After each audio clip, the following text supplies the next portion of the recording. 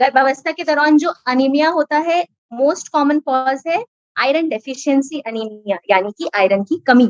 लेकिन जिन महिलाओं को आयरन की कमी नहीं भी होती है, एक चीज होती है जिसे बोलते हैं फिजियोलॉजिकल अनीमिया ऑफ प्रेगनेंसी, यानी कि अनीमिया, प्रेगनेंसी में अनीमिया फिजियोलॉजिकल होता है। इसका क्या कारण होता है कि प्रेगनेंसी में खून की मात्रा 50% शरीर में बढ़ जाती है। अब इस खून की मात्रा बढ़ने में 20 से 30% आरबीसी, यानी कि लाल रक्त कोशिकाएं बढ़ती हैं। लेकिन इससे भी ज्यादा प्लाज्मा, यानी कि प्लाज्मा एक ऐसा पदार्थ है जिसके अंदर सारी कोशिकाएं तैरती हैं। लाल रक्त कोशिकाएं, सफेद कोशिकाएं, प्लेटलेट्स, ये सब तैरते हैं। प्लाज्मा का अमाउंट ज्यादा बढ़ता है लाल रक्त कोशिकाओं के कंपैरिजन में, इसलिए ओवरऑल लाल रक्त कोशिकाओं की मात्रा कम हो जाती है शरीर में। इसलिए अनीमिया, प्रेगनेंसी में अनीमिया फिजियोलॉजिकल होता है कुछ हद तक। लेकिन हमारे देश में आयरन डेफिशिएंसी अनीमिया सबसे ज्यादा कॉमन है। इसका कारण क्या है कि एक तो हमारे देश में महिलाएं अपनी स्वास्थ्य पर ध्यान नहीं देती हैं, आयरन की कमी पहले ही होती है। दूसरा, प्रेगनेंसी में आयरन की डिमांड बहुत ज्यादा बढ़ जाती है। कम से कम 100 milligram of iron, 100 milligram iron गर्भवती महिला को रोज खाना है, रोज ही खाना है। लेकिन आयरन के साथ बहुत सारे साइड इफेक्ट्स होते हैं। हम आयरन की टैबलेट 12 हफ्ते के बाद से हर गर्भवती महिला को देते हैं, लेकिन उनके साइड इफेक्ट्स की वजह से कई गर्भवती महिलाएं या तो उससे खाना बंद कर देती हैं, या वो ध्यान ही नहीं देती अपने स्वास्थ्य पे कि उन्हें उसका आगे चल के क्या नुकसान हो सकता है। सांस लेने में दिक्कत आ सकती है ना, त्वचा का, स्किन का, होठों का, नेल्स का पीला पड़ना शुरू हो सकता है, थकान लगती है, बहुत कमजोरी लगती है, अचानक से दिल की धड़कन बहुत बढ़ जाती है, और कंसंट्रेशन में दिक्कत होती है। किसी चीज को पहले आप बहुत ध्यान से करते थे, लेकिन उसी चीज में आपको बहुत पसंद है, फिर भी आप ध्यान नहीं लगा पा रहे हो, तो आपको ये सब रेड फ्लैग्स हैं, आपको अलार्म हो जाना चाहिए कि नहीं, कुछ तो नॉर्मल नहीं है। और ये सब अनीमिया के लक्षण। कोई भी गर्भवती महिला हमारे पास आती है तो रेगुलर चेकअप्स पे बुलाया जाता है। पहले 3 महीने में हर महीने का चेकअप होता है। हम एक्चुअली हफ्तों में बात करते हैं, हम लोग महीनों में नहीं बात करते। Gynaecologist talk in weeks. तो हम प्रेगनेंसी की पूरी अवधि को त्रैमासिक यानी ट्राइमेस्टर्स में डिवाइड करते हैं। पहले 12 हफ्ते, उसके बाद 12 से 28 हफ्ते, और 28 हफ्ते से 40 हफ्ते। तो पहले 12 हफ्ते में हर 4 हफ्ते पे महिला चेकअप के लिए आती है, 12 से 28 हफ्ते भी हर 4 हफ्ते पे, 28 हफ्ते से 36 हफ्ते हर 2 हफ्ते, और 36 हफ्ते के बाद हर हफ्ते चेकअप कराना बहुत जरूरी है। ये सब इंपॉर्टेंट चेकअप्स हैं, इन्हें मिस नहीं करना चाहिए, पहली चीज। दूसरी चीज, जब भी महिला पहली बार हमारे पास आती है, कुछ बेसिक जांचें प्रेगनेंसी की हम कराते हैं, जिसमें सीबीसी यानी कंप्लीट ब्लड काउंट शामिल होता है। सीबीसी से अगर हीमोग्लोबिन कम आता है, डब्ल्यूएचओ के अकॉर्डिंग 11 ग्राम% हीमोग्लोबिन नॉर्मल हीमोग्लोबिन है। ये वर्ल्ड के लिए है। अपने देश में, भारत में, चूंकि हम डेवलपिंग कंट्री है, उसको 10 ग्राम% माना गया है। तो अगर कोई गर्भवती महिला हमारे पास आती है, सीबीसी में हीमोग्लोबिन 10 से कम आता है, ठीक, तो हम मानते हैं कि इस महिला को अनीमिया है। अब मोस्ट कॉमन कॉज है आयरन डेफिशिएंसी, लेकिन हम सिर्फ ये सोच के नहीं रह सकते कि हाँ अनीमिया है तो आयरन डेफिशिएंसी ही होगा। तो हमें पहले उसका कारण जानना पड़ता है।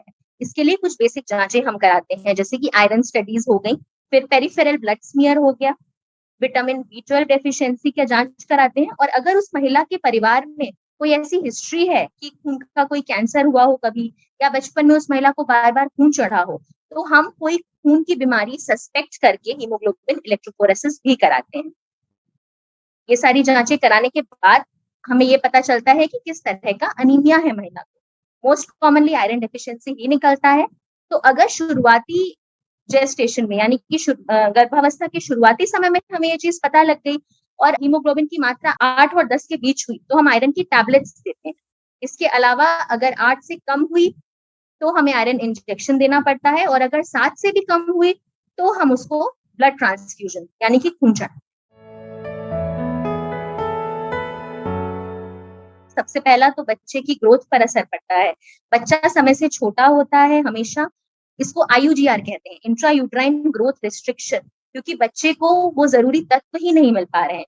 बेसिकली देखिए, आयरन एक ऐसा एलिमेंट है जो हीमोग्लोबिन में होता है।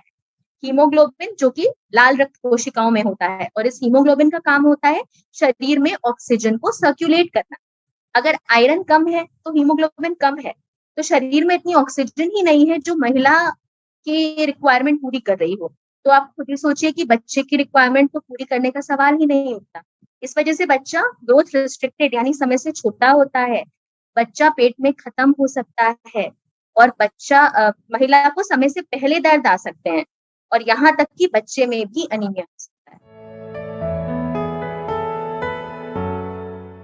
अगर कोई महिला प्रेगनेंसी प्लान कर रही है तो सबसे पहले उसको बेसिक जांचें जैसे कि सीबीसी, थायराइड प्रोफाइल और शुगर, ये 3 चीज़ों की जाँच महिला को ज़रूर करानी चाहिए।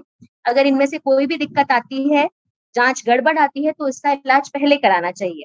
यूजुअली क्या होता है कि जो हीमोग्लोबिन की जाँच हीमोग्लोबिन अगर 10 से कम आ रहा है, इनफैक्ट मैं तो कहूँगी अगर 11 से कम आ रहा है, तो पहले ही अपनी जाँचें करवा के अगर आयरन की कमी है, तो आयरन की गोली पहले से लें। थायरॉइड की बात हम अगर कर लें, जब मैंने बता ही दिया है तो थायरॉइड की नॉर्मल वैल्यू प्रेगनेंसी के लिए नॉर्मल अगर पर्सन के लिए अलग होती है, प्रेगनेंसी के लिए अलग होती है। इसीलिए अगर थायरॉइड आपका 2.5 मिलियन इंटरनेशनल यूनिट पर एमएल से ज्यादा है, तो प्लीज थायरॉइड की गोली स्टार्ट करवाएं स्पेशलिस्ट के पास जाके, जिससे वो 2.5 से कम रहे। और सबसे जरूरी बात, फोलिक एसिड की गोली बहुत बहुत बहुत जरूरी है, रिकमेंडेड है।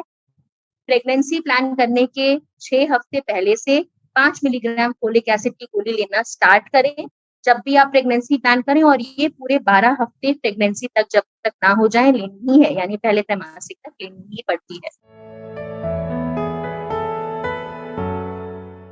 आयरन सप्लीमेंट्स अगर वो खुद से नहीं भी लेगी तो भी आयरन सप्लीमेंट्स उनको कोई भी डॉक्टर जरूर देगा, पहले 3 हफ्ते नहीं, लेकिन हाँ, क्योंकि आयरन एब्जॉर्प्शन अच्छा नहीं होता है पहले 12 हफ्तों में, इसलिए सिर्फ फॉलिक एसिड कंटिन्यू करते हैं।